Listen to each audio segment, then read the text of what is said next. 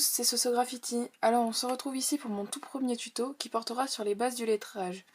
Alors pour ce tuto, je vous conseille de prendre une feuille et un crayon et de faire vos lettres en même temps que je vais faire en utilisant la méthode et non pas forcément en copiant les lettres que je vais faire.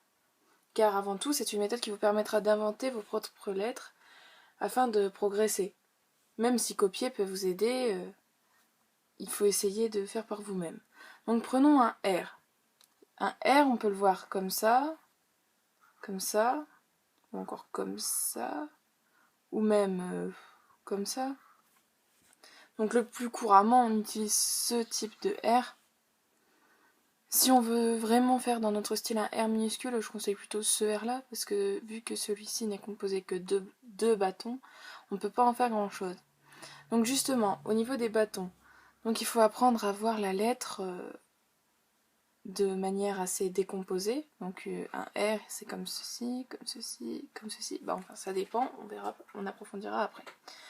Donc déjà, à partir de ces bâtons, je vais conseiller dans ma méthode de déformer la lettre sous forme de bâton. Je connais des méthodes qui disent oui, on va faire des traits simples qui symbolisent la lettre. Donc c'est une méthode que beaucoup de monde peut utiliser. Voilà. Donc on fait des traits simples et à partir de ça, on va venir déformer la lettre. Ce n'est pas la méthode que j'utilise car je trouve que une fois qu'on a fait nos bâtons, on a plus de mal, même à gommer, etc. On a plus de mal à reformer la lettre autrement. Et c'est un peu dommage parce que les lettres les plus complexes viennent d'une forme de base complexe, pas forcément de tous les morceaux qu'on va venir rajouter à la lettre. En plus, si jamais on utilise cette méthode sur une toile ou sur quelque chose comme ça, vu qu'on doit gommer beaucoup, ça peut vite donner quelque chose d'assez sale et dans lequel on ne se retrouvera plus. Donc après, ce n'est que mon avis et cette méthode marche très bien elle aussi. Donc au niveau de ma méthode, on va prendre le R ici et on va le dessiner de différentes manières. Donc on peut imaginer le dessiner comme ceci, hop, comme ça, comme ça. Après, chacun va avoir un R différent. C'est justement ce qui est très bien, c'est que plus il est tôt lorsqu'on voit le R différemment, plus on peut le transformer à notre manière. Car vous verrez, même une fois qu'on a choisi parmi ces R-là, on peut encore faire des tas de R différents. Et je trouve ça plutôt intéressant. Encore.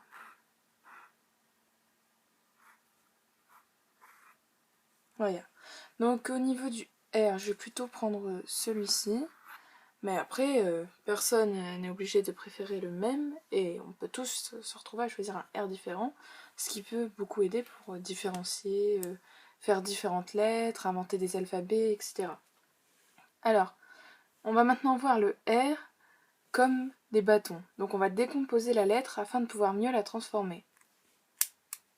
Ici, on a un bâton comme ça, un bâton comme ça, et un bâton comme ça.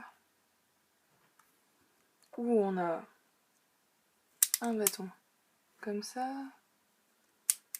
un bâton comme ça, un bâton comme ça, un bâton comme ça, ou même, je sais pas moi, ça. On peut imaginer de plein de manières différentes et ça modifiera la façon dont vous dessinez.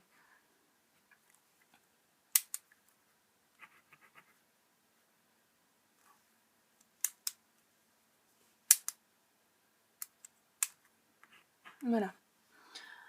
Maintenant, on va passer à la lettre en elle-même. Donc, je vais plutôt partir là-dessus. Bon, c'est assez courant. Je prends un exemple de base. Donc, rien qu'en ayant fait ça, on va faire des formes très simples. Donc, une lettre simple, hein, j'en ai conscience. Hop, un bâton.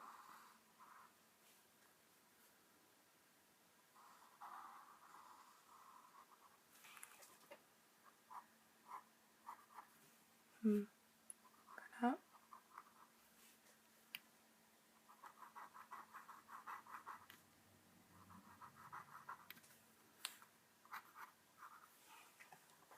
Comme ceci.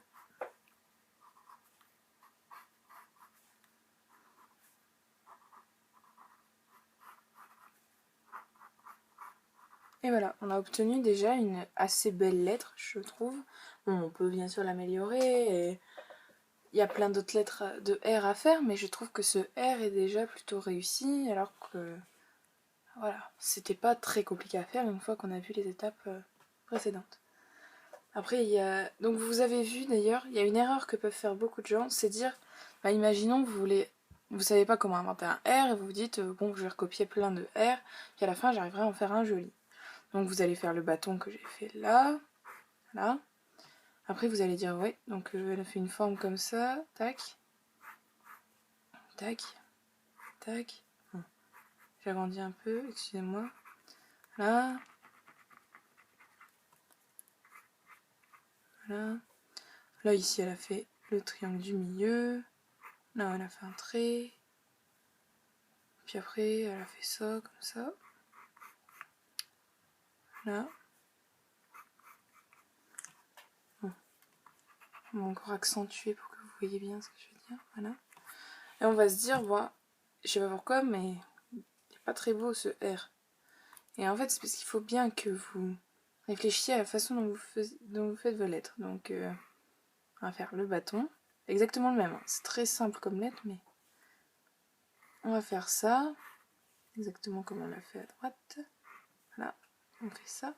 Et là maintenant, on va venir... Il faut toujours penser ici le trou. C'est pas un trou juste, c'est vraiment cette lettre-là, donc qui fait ça. C'est le morceau qui est ici qui vient traverser la lettre. On voit ce qui dessine. Voilà. Et ici, c'est la suite qui est censée se prolonger. Donc il est mal placé, le trou, et ça modifie l'aspect qu'aura votre lettre. Voilà. Ici. Voilà. On va faire le morceau qui prolonge. Tac. Et voilà.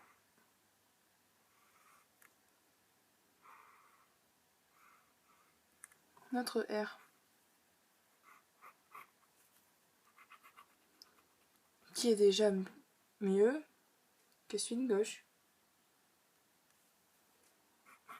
Voilà. Donc revenons ici. Alors là, ça reste quand même une lettre très simple. La plus simple, je pense qu'on a juste refait des bâtons. Mais après, on peut imaginer, je ne sais pas, selon l'effet qu'on veut faire. Imaginons on veut donner un effet plus arrondi. Hop, on va venir tordre ce bâton-là, ici. Je le tords. J'ai envie de venir tordre aussi celui-ci. Voilà.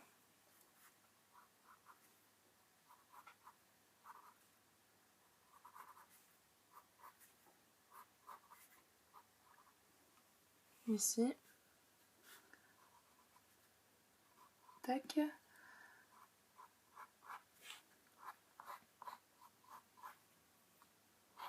Voilà. Et ici, le bâton qui est là, on va venir le faire passer au-dessus, comme ceci. Comme ceci.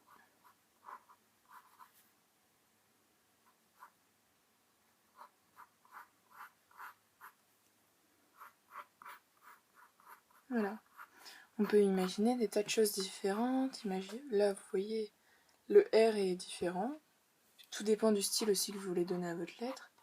On peut aussi imaginer faire quelque chose de beaucoup plus carré. Mais bah, tout dépend du goût des goûts que vous avez, de vos goûts. Ça dépend complètement de vous.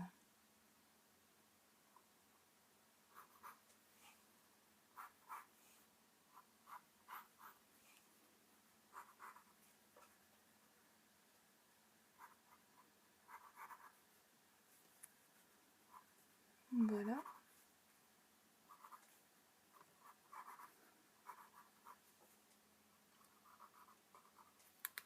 Ici. Et on va faire le morceau comme ça.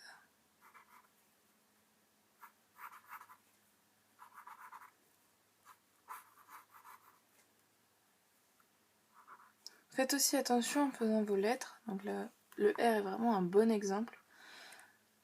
De bien bien regarder qu'elles ne ressemblent pas à une autre lettre. Imaginez, je rallonge trop ce morceau, ou bien je viens rajouter un morceau comme ici, ça peut très vite ressembler à un B. Ou alors, le morceau ici est caché par une autre lettre, ça peut aussi très facilement ressembler à un P. Donc c'est vraiment certaines lettres où il faut faire très attention à ne pas faire devenir autre chose. Donc ça c'est déjà 3 lettres bien différentes faites à partir de ceci. Et si on prenait une autre lettre, on aurait encore quelque chose d'assez différent. Donc je trouve que c'est une méthode qui donne beaucoup de liberté par rapport à ce qu'on veut faire. Et qui permet déjà d'avoir des lettres assez complexes, plutôt que se dire, bon allez, je vais faire ça, hop, tac, tac. Je vais faire un petit bloc. Enfin, là c'est vraiment très caricaturé. Hop, voilà. Tac. Se dire, oui, je suis un débutant, donc je vais faire ça. C'est pas la meilleure idée qui soit, parce que on progresse beaucoup moins vite que si directement on veut essayer de s'imaginer ses propres lettres. Après, certains vont venir faire du bubble, comme on dit. Donc, voilà. Comme ça, c'est pas non plus la meilleure des choses à faire. Autant, je trouve, essayer de partir directement sur des lettres plus complexes, comme ceci, et ça permet d'avoir une bonne structure de la lettre. Après, on peut imaginer partir sur des choses plus compliquées. Bon, même ça, j'avoue, je maîtrise pas encore. Ce qu'on appelle le lettrage 3D. Donc, partir directement sur 3 traits. Bon, on parlera après de la 3D en elle-même, dans un autre tuto.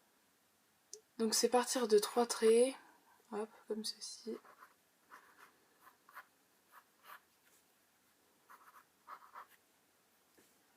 Pour faire des choses qui paraissent un peu...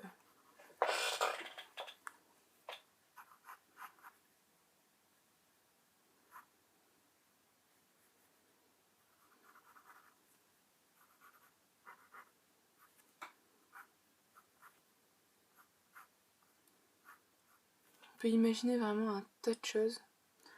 Et c'est ça qui est très intéressant, je trouve.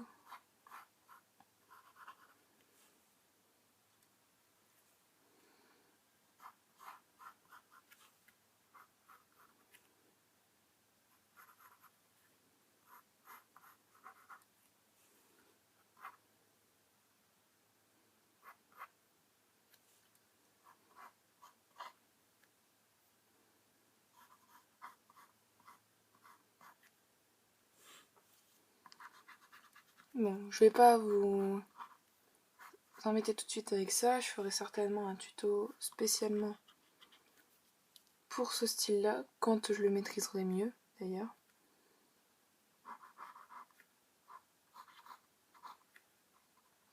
J'ai commencé à le pratiquer depuis pas très longtemps.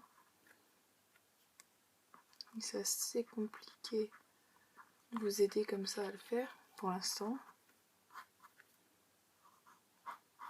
Ayant moi-même encore un peu de mal. Voilà. Ici.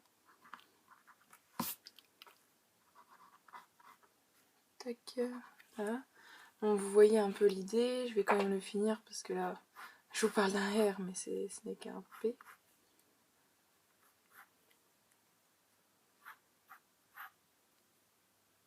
Voilà.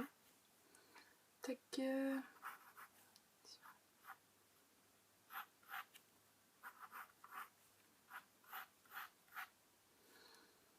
Voilà.